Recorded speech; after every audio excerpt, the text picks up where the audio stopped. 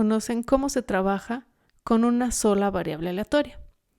Recordemos que una variable aleatoria es una función x que tiene como dominio el espacio muestral y va hacia los reales. Lo que haremos ahora es extender este concepto a Rn, es decir, comenzaremos a estudiar vectores aleatorios. Un vector aleatorio es una función x que toma sus valores en los elementos del espacio muestral, es decir, de todos los posibles resultados de un experimento aleatorio, y los lleva a Rn. Esta función se representa como sigue. Lo que estamos viendo aquí es que para un omega, es decir, un elemento del espacio muestral, cuando nosotros lo evaluamos en esta función, x evaluada en omega, lo que nos da es un vector. Si notan aquí, tenemos un vector con n entradas. x1 evaluado en omega, x sub 2 evaluado en omega, y así hasta llegar a la entrada x sub n evaluado en omega. Entonces, se dice que x es un vector aleatorio siempre que cada elemento del vector, es decir, cada x sub i, es una variable aleatoria. Veamos un ejemplo. Se lanza un dado 2 veces. Entonces vamos a estar interesados en estudiar el valor máximo, el valor mínimo y la suma de ambos valores. Para esto vamos a definir 3 variables aleatorias. x1, que va a ser el valor máximo, x sub 2, que va a tomar el valor mínimo, y la variable x sub 3, que va a tomar la suma tanto del valor máximo como del valor mínimo.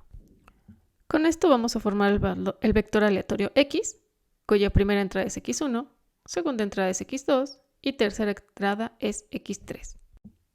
Y ahora lo que haremos es ver cómo se ve el espacio muestral de este experimento. Recordemos que el experimento es lanzar un dado 2 veces y ver qué es lo que sale. Lanzamos el dado una vez, anotamos que sale, lanzamos el dado otra vez, anotamos que sale. Pero nuestro vector aleatorio va a ir registrando en cada una de sus entradas tanto el valor máximo, el valor mínimo y la suma de estos dos valores. Y no olvidemos que al momento en el que nosotros no sabemos qué es lo que va a salir en el dado, pues entonces preguntarnos cuál es el valor máximo, pues es aleatorio. Entonces por eso x1, que es la primera entrada, es una variable aleatoria. Lo mismo pasa con el valor mínimo y la suma de ambos valores. Entonces, como no sé cuáles son los valores que a priori que van a salir cuando nosotros lanzamos el dado, pues entonces si nosotros identificamos esta variable aleatoria como la suma de ambos valores, pues entonces está correctamente definido como variable aleatoria. Entonces tanto x1, x2 y x3 son variables aleatorias. Aquí está el espacio muestral de este experimento y va este vector aleatorio a R3.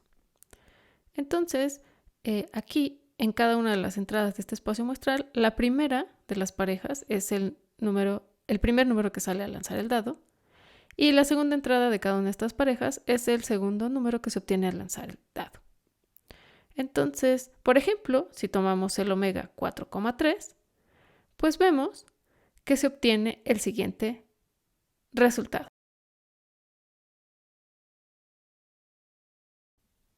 Como el valor más alto que se obtiene en estos dos lanzamientos es 4, entonces x1 toma el valor 4. El valor mínimo de ambos es 3, entonces x sub 2 toma el valor 3. Y la suma de estos dos números que se obtuvieron es 7. Entonces la variable aleatoria x sub 3 toma el valor 7. Ahora, de aquí, de este punto, en el espacio muestral, pues nos va a llevar directamente a un punto que está en R3. Este es el punto, que es el vector 4,3,7. Podemos clasificar los vectores aleatorios como vectores discretos y vectores aleatorios continuos. Comenzaremos viendo cuáles son los vectores aleatorios discretos. Consideremos un vector aleatorio n-dimensional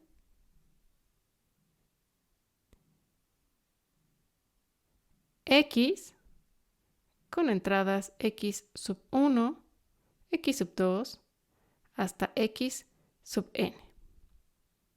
Diremos que este es un vector aleatorio discreto si X1, X2 hasta X sub n es una variable aleatoria discreta.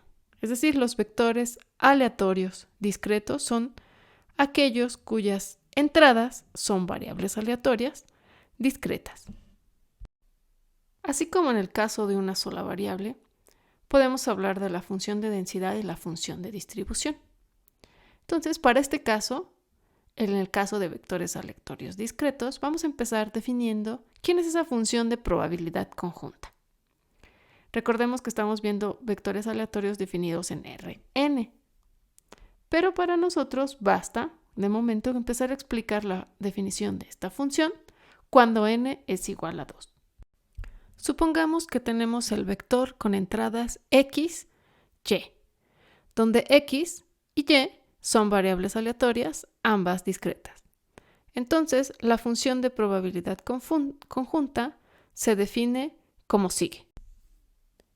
F, que está evaluada en x, y minúsculas, que pertenecen a R2, es igual a la probabilidad de que x, la variable aleatoria, sea igual a x minúscula, y y, la variable aleatoria, sea igual a y minúscula. Esto siempre y cuando el vector x, y minúsculas pertenecen a la imagen del vector aleatorio x mayúscula, y mayúscula. Entonces aquí esta probabilidad es una intersección y va a ser 0 en otro caso. Entonces notemos que esta probabilidad o esta función está bien definida, ya que este evento es el evento en el que la variable aleatoria x es igual a este número x minúscula, intersección, la variable aleatoria y es igual a este valor que es y minúscula. Entonces, de nuevo, repito, x, y minúscula es un vector de números reales que pertenece a R2, mientras que x, y mayúsculas es el vector aleatorio 2-dimensional. Veamos un ejemplo de una función de probabilidad conjunta para un vector aleatorio 2-dimensional.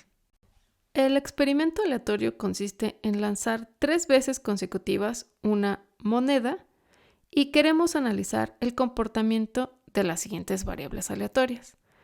X, para cada omega, va a tomar el número de soles obtenidos en los primeros 2 lanzamientos. Y Y va a tomar el número de soles obtenidos en los últimos 2 lanzamientos. Lo que estamos viendo ahora es un diagrama de árbol para poder identificar quiénes son los elementos del espacio muestral de este experimento aleatorio.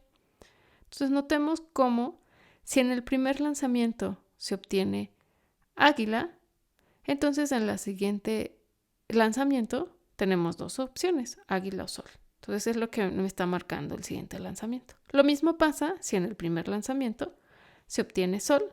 Entonces veo qué opciones tengo para el segundo lanzamiento y en cada punto del árbol veo qué opciones tengo para el tercer lanzamiento.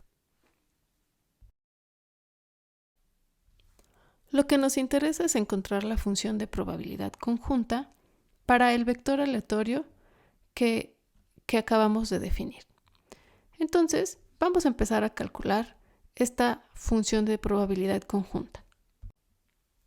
Primero notemos que la variable aleatoria x, que nos está identificando el número de soles en los primeros 2 lanzamientos, pues entonces solamente puede tomar 3 posibles valores, que son 0, que no salga ningún sol en los primeros 2 lanzamientos, 1, que solo tengamos un sol, y 2.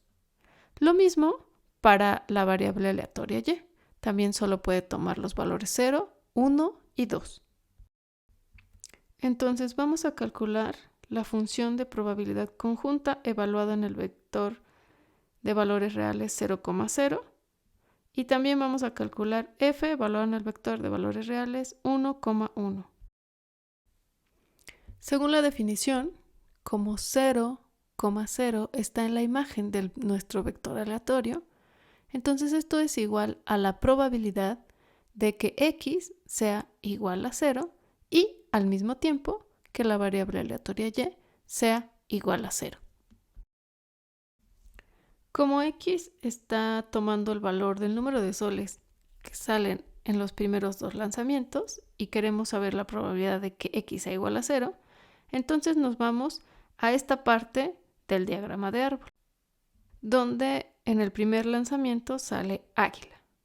Entonces, para el segundo lanzamiento, pues no nos podemos ir hacia sol porque queremos que x sea igual a 0. Entonces nos vamos a esta parte del diagrama de árbol. Entonces aquí, en el primero, que sería águila, águila, águila, hay 0 soles en los primeros dos lanzamientos. Y águila, águila, sol también son 0 en los primeros dos lanzamientos.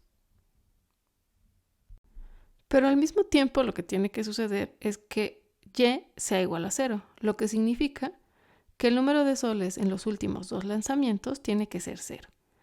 Entonces, de estas dos ramas del diagrama de árbol, tenemos que eliminar una, que es esta, porque si la dejamos, equivaldría a que en los últimos dos lanzamientos hay un sol, y entonces no podríamos tener la parte que estamos pidiendo con y.